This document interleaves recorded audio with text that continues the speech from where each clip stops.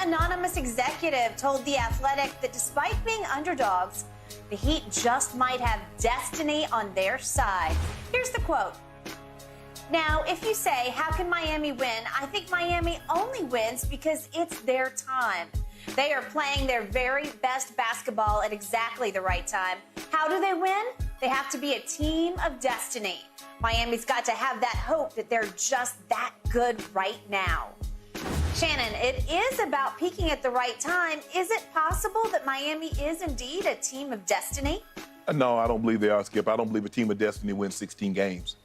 A team of destiny is you win a game. You see, or you win 2 or 3 games. You're like, oh, man, that's a team of destiny. Skip, I don't believe you were there, Lake Placid, when the Olympic hockey team beat the Russians. Do you believe they could have beat them 4 more times?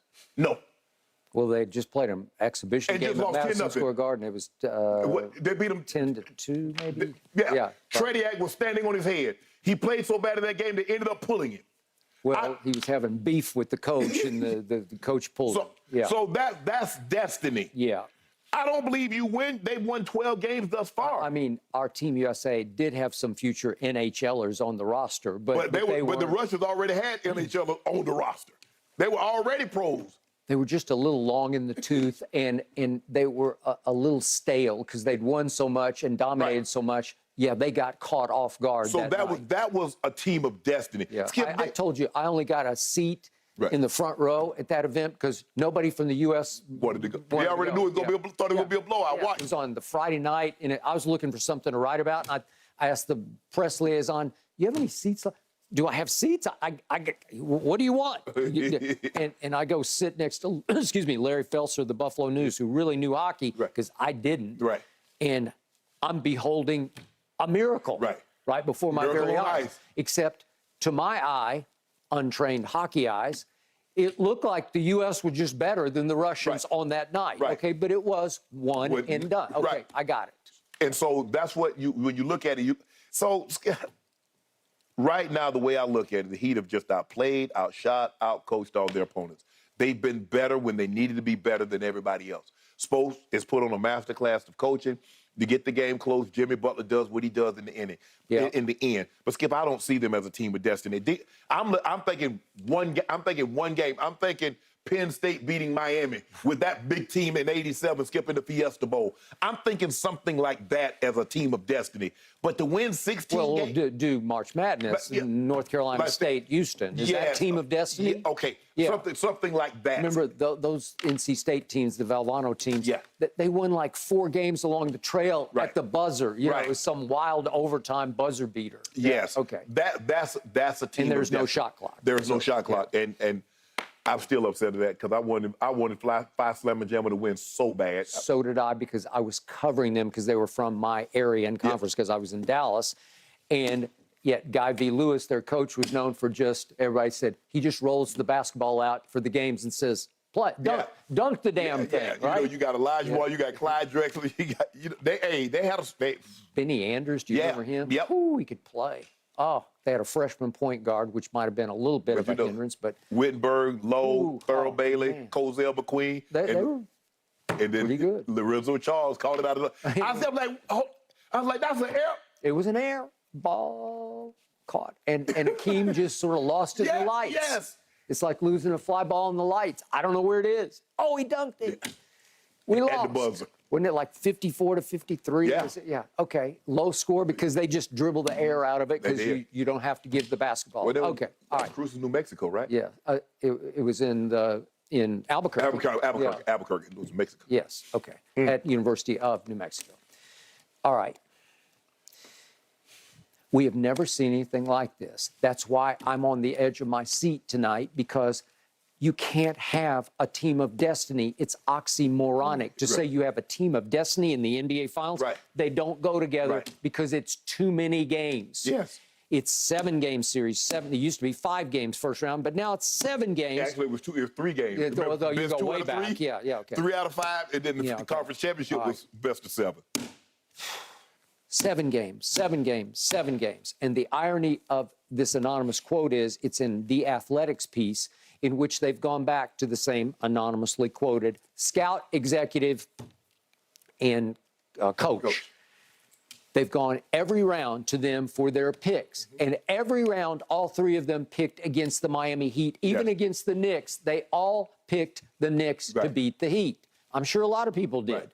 The Heat barely survived the play-in tournament. Yeah, that could have been a toss-up, but I'm definitely picking Milwaukee, and I'm definitely picking the Celtics against the Heat. Which you did. Okay.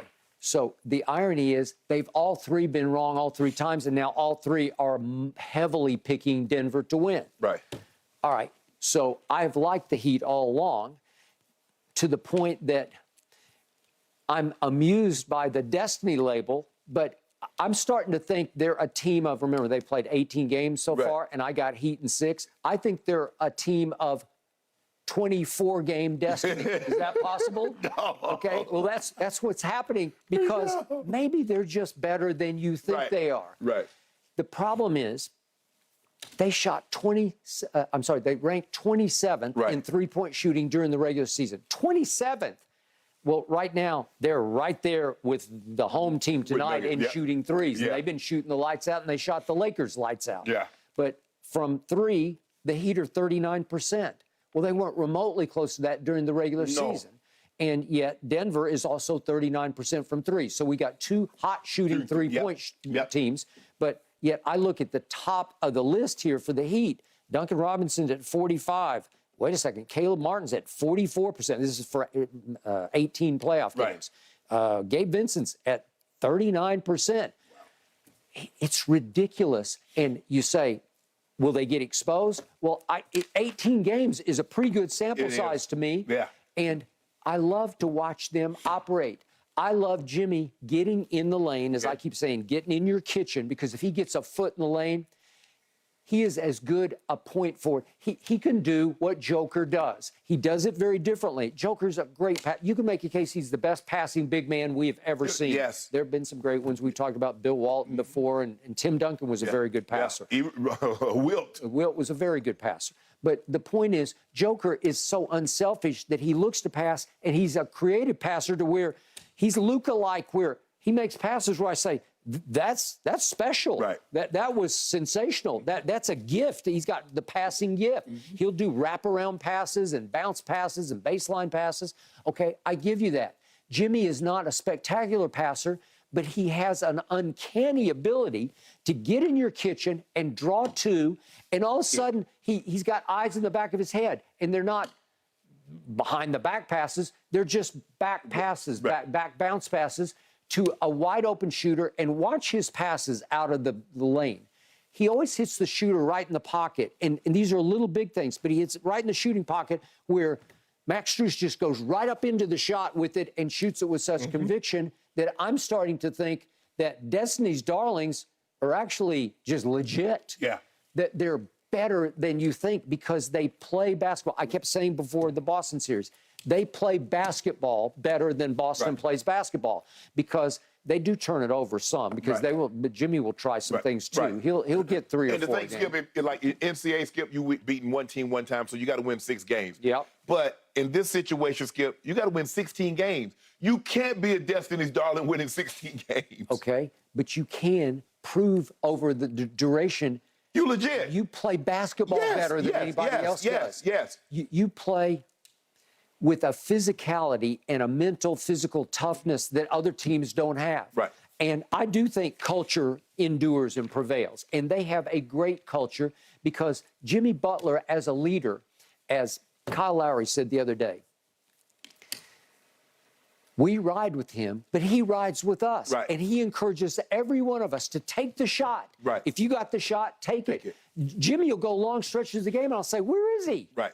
Oh, is he resting? I don't think so. He's just, wait, Duncan Robinson's got a hot hand. Yes. He's cool.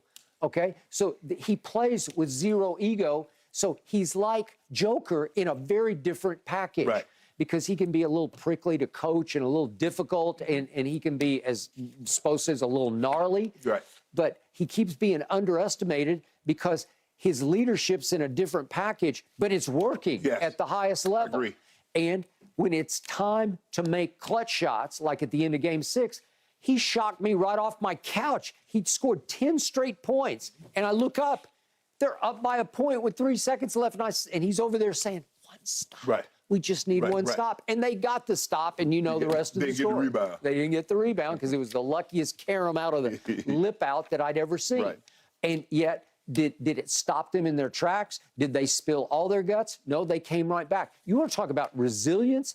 This team gets down. They missed 9 of their first 11 shots in a game 7. Wouldn't that doom most teams? You remember they were down 13 in both games, 1 and 2, and they came back and won them. And they came back and won them. And you want to talk about flipping the script? They can flip it. It's real. It's legitimate. It's right before your very eyes, but you can't see it because you keep telling yourself, yeah, but he's undrafted, and he is undrafted. 4 of their contributors are completely undrafted. Right. And it wasn't like Jimmy was a high draft pick because he's bottom of the first round, and Bam's somewhere in the middle of the draft, okay? And Bam goes on stretches offensively where he's not to be found. Right. Is he fighting you on defense? Yep. Are they the better coach team? I just believe they are. Yeah. So there's all kinds of legitimacy wrapped in a Cinderella package. Right. But they're really not Cinderella. No, they're not. Okay. No, they've been to the ball. They've been too many of the balls. Well, they've for them been to be lots of Cinderella. balls, right? They've already been to 3 balls. Yes, exactly. Yeah. Okay. So, no. It's going to be fun to watch, that's for sure, guys. I cannot wait. All right, let's move on to the NFL a little bit, guys. We need to discuss Aaron Rodgers. How concerned are we that he's missing valuable practice time with his new team? Could it spell trouble ahead? Skip and Shannon weigh in when Undisputed returns.